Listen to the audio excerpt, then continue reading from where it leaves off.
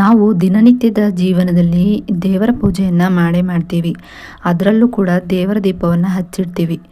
ಈ ದೇವರ ದೀಪವನ್ನು ಯಾವ ದಿಕ್ಕಿನಲ್ಲಿ ಹಚ್ಚಿಡಬೇಕು, ಅಪ್ಪಿತಪ್ಪಿ ಏನಾದರೂ ಈ ದಿಕ್ಕಿನಲ್ಲಿ ದೀಪವನ್ನು ಹಚ್ಚಿಟ್ರೆ ನಿಮಗೆ ಕಷ್ಟಗಳು ಹಾಗೂ ಸಮಸ್ಯೆಗಳೇ ತಲೆದೂರುತ್ತೆ ಅಂತ ಹೇಳಿದ್ರು ಕೂಡ ತಪ್ಪಾಗೋದಿಲ್ಲ. ಹಾಗಿದ್ರೆ ಆ ದಿಕ್ಕು ಯಾವುದು, ಯಾಕೆ ಆ ದಿಕ್ಕು ಕಡೆ ದೀಪವನ್ನು ಹಚ್ಚಿಡಬಾರ್ದು, ಯಾವ ದಿಕ್ಕಿನಲ್ಲಿ ದೀಪವನ್ನು ಹಚ್ಚಿಟ್ರೆ ಶುಭ ಫಲಗಳು ನಮಗೆ ಸಿಗುತ್ತೆ ಅನ್ನೋದನ್ನು ಸಂಪೂರ್ಣವಾಗಿ ಈ ವಿಡಿಯೋ ಮೂಲಕ ನಾನು ನಿಮಗೆ ತಿಳಿಸ್ಕೊಡ್ತಾ ಇದ್ದೀನಿ. Welcome back to my Geetaji vlogs channel. ನಾನು ನಿಮ್ಮ ಸಂಗೀತ. ದೀಪ ಹಚ್ಚಿಡುವುದಕ್ಕೆ ಹಲವು ನಿಯಮಗಳಿವೆ. ಈ ಎಲ್ಲ ನಿಯಮಗಳನ್ನು ಅನುಸರಿಸಲು ಸಾಧ್ಯವಾಗದೇ ಇದ್ದರೂ ಕೆಲವೊಂದು ನಿಯಮಗಳನ್ನು ಕಡ್ಡಾಯವಾಗಿ ನಾವು ಅನುಸರಿಸಲೇಬೇಕಾಗುತ್ತೆ. ಯಾವ ದಿಕ್ಕಿನಲ್ಲಿ ನಾವು ದೀಪವನ್ನು ಹಚ್ಚಿಡಬಾರ್ದು, ಯಾವ ದಿಕ್ಕಿನಲ್ಲಿ ದೀಪವನ್ನು ಹಚ್ಚಿಟ್ರೆ ನಮಗೆ ಶುಭ ಫಲಗಳು ದೊರೆಯುತ್ತೆ ಅನ್ನೋದನ್ನು ಸಂಪೂರ್ಣವಾಗಿ ತಿಳ್ಕೊಳ್ಳೋಣ. ನಾವು ದೇವರ ಪೂಜೆಯನ್ನು ಮಾಡುವ ಸಮಯದಲ್ಲಿ ಅಥವಾ ಇನ್ಯಾವುದೇ ಶುಭ ಸಂದರ್ಭಗಳಲ್ಲಿ ದೀಪವನ್ನು ಹಚ್ತೀವಿ. ಹೆಚ್ಚಿನ ಮನೆಗಳಲ್ಲಿ ಪ್ರತಿನಿತ್ಯ ಮನೆಯ ಯಾವುದಾದ್ರೂ ಒಂದು ಮೂಲೆಯಲ್ಲಿ ದೀಪವನ್ನು ಹಚ್ಚಿಡುವ ಸಂಪ್ರದಾಯವನ್ನು ಹೊಂದಿರ್ತಾರೆ. ಈ ರೀತಿ ದೀಪವನ್ನು ಹಚ್ಚಿಡುವುದಕ್ಕೆ ಅವರದೇ ಆದ ರೀತಿಯ ರಿವಾಜುಗಳಿರ್ತವೆ, ಇನ್ನು ನಿಯಮಗಳು ಕೂಡ ಇರ್ತವೆ. ಇವುಗಳ ಅನುಸಾರವಾಗಿ ನಾವು ದೀಪವನ್ನು ಹಚ್ಚಬೇಕು. ಮನೆಯ ಕೆಲವೊಂದು ಮೂಲೆಗಳಲ್ಲಿ ದೀಪವನ್ನು ಹಚ್ಚುವುದು ನಿಷೇಧವಾಗಿದೆ.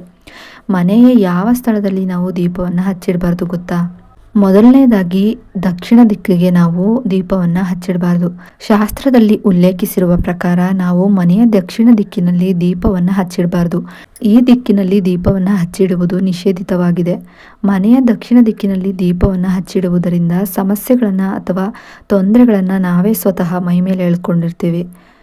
ಇದಕ್ಕೆ ಸಂಬಂಧಿಸಿದ ಇನ್ನೊಂದು ಕಾರಣ ಏನು ಅಂದರೆ, ಮನೆಯ ದಕ್ಷಿಣ ದಿಕ್ಕನ್ನು ಯಮರಾಜನ ದಿಕ್ಕು ಎಂದು ಪರಿಗಣಿಸಲಾಗುತ್ತೆ. ಹಾಗಾಗಿ ಈ ದಕ್ಷಿಣ ದಿಕ್ಕಿನಲ್ಲಿ ದೀಪವನ್ನು ಹಚ್ಚಿರುವುದು ನಿಷೇಧವಾಗಿರುತ್ತೆ.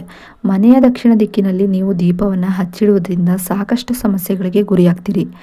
ಜೀವನದಲ್ಲಿ ಅನೇಕ ರೀತಿಯ ಕಷ್ಟಗಳು ಬಂದೊದಗುತ್ತೆ. ಯಾವುದೇ ಕಾರಣಕ್ಕೂ ನೀವು ಮನೆಯ ದಕ್ಷಿಣ ದಿಕ್ಕಿಗೆ ದೀಪವನ್ನು ಹಚ್ಚಿಡಬೇಡಿ. ಇನ್ನು ಎರಡನೇ ದಿಕ್ಕು ಬಂದು ಉತ್ತರ ದಿಕ್ಕು. ಮನೆಯ ದಕ್ಷಿಣ ದಿಕ್ಕಿನಲ್ಲಿ ದೀಪವನ್ನು ಹಚ್ಚಿಡುವುದು ನಿಷೇಧವಾದರೆ ಯಾವ ದಿಕ್ಕು ಉತ್ತಮವೆಂದು ನೀವು ಪ್ರಶ್ನಿಸಬಹುದು. ಮನೆಯ ಉತ್ತರ ದಿಕ್ಕಿನಲ್ಲಿ ದೀಪವನ್ನು ಹಚ್ಚಿರುವುದು ಅತ್ಯಂತ ಮಂಗಳಕರವೆಂದು ಪರಿಗಣಿಸಲಾಗುತ್ತೆ. ನೀವು ದೀಪವನ್ನು ಹಚ್ಚಿಡಬೇಕೆಂದರೆ ಈ ದಿಕ್ಕಿನಲ್ಲಿ ತಪ್ಪದೇ ದೀಪವನ್ನು ಹಚ್ಚಿಡಿ. ಮನೆಯ ಉತ್ತರ ದಿಕ್ಕನ್ನು ಲಕ್ಷ್ಮಿ ಮತ್ತು ಕುಬೇರ ದೇವನ ವಾಸಸ್ಥಾನವೆಂದು ಪರಿಗಣಿಸಲಾಗುತ್ತೆ. ಹಾಗಾಗಿ ನೀವು ಈ ದಿಕ್ಕಿನಲ್ಲಿ ದೀಪವನ್ನು ಹಚ್ಚಿಡುವುದರಿಂದ ಲಕ್ಷ್ಮಿ ಮತ್ತು ಕುಬೇರ ದೇವರು ನಿಮ್ಮ ಮೇಲೆ ಪ್ರಸನ್ನರಾಗುತ್ತಾರೆ. ಉತ್ತರ ದಿಕ್ಕಿನಲ್ಲಿ ದೀಪವನ್ನು ಹತ್ತಿ ಇಡುವುದರಿಂದ ನೀವು ಸಂಪತ್ತು ಮತ್ತು ಧನಾಗಮನ, ಹಾಗೆ ಐಶ್ವರ್ಯ ಅಭಿವೃದ್ಧಿ, ವಿದ್ಯಾಭ್ಯಾಸ, ಹಣದ ಸಂಪತ್ತು, ಆರ್ಥಿಕ ಅಭಿವೃದ್ಧಿ ಎಲ್ಲವನ್ನ ಕೂಡ ನೀವು ಕಾಣಬಹುದು. ಇನ್ನು ದೀಪ ಹಚ್ಚಿಡುವಾಗ ಗಮನಿಸಬೇಕಾಗಿರುವಂತಹ ಪ್ರಮುಖವಾದ ವಿಷಯಗಳನ್ನು ತಿಳ್ಕೊಳ್ಳೋಣ. ನೀವು ದೀಪವನ್ನು ಹಚ್ಚಿರುವಾಗ ಆ ದೀಪವು ಶುದ್ಧ ಮತ್ತು ಅಚ್ಚುಕಟ್ಟಾಗಿರಬೇಕು.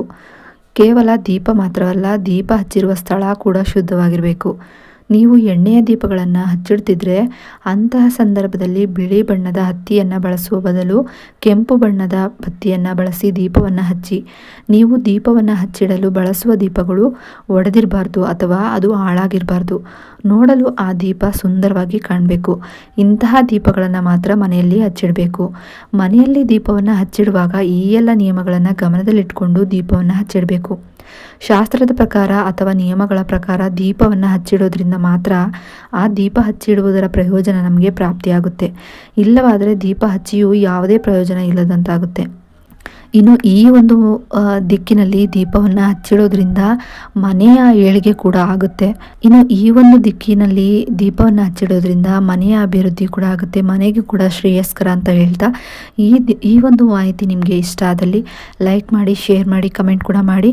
ಇನ್ನಷ್ಟು ಇಂಥ ಮಾಹಿತಿಗಳನ್ನು ನೀವು ತಿಳ್ಕೊಬೇಕು ಅನ್ನೋದಾದರೆ ನನ್ನ ಗೀತಾಜಿ ವ್ಲಾಗ್ಸ್ ಚಾನಲ್ನ ಸಬ್ಸ್ಕ್ರೈಬ್ ಮಾಡ್ಕೊಳ್ಳಿ.